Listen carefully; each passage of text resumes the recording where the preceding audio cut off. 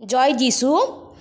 আর সদাপ্রভু জোনাকে গ্রাস করণার্থে একটা বৃহৎ মৎস্য নিরূপণ করিয়াছিলেন। সেই মৎস্যের উদরে জোনা 3 দিন ও 3 রাত্রি যাপন করিলেন।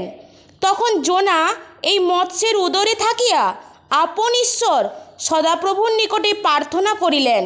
তিনি কহিলেন, আমি সংকট প্রযুক্ত সদাপ্রভুকে ডাকিলাম, আর তিনি আমাকে উত্তর দিলেন। আমি পাতালের উদর হইতে আর্তনাদ করিলাম, তুমি আমার রব শ্রবণ করিলে।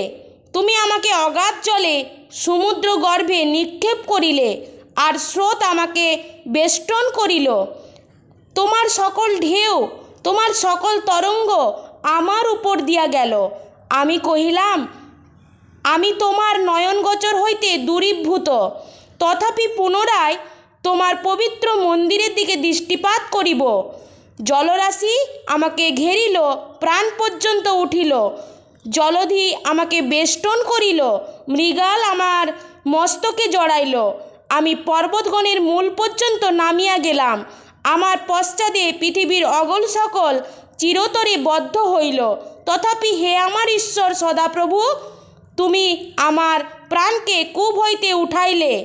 আমার মধ্যে প্রাণ অবসন্ন হইলে আমি সদাপ্রভুকে স্মরণ করিলাম, আর আমার প্রার্থনা তোমার নিকটে তোমার পবিত্র মন্দিরে উপস্থিত হইল। আমেন।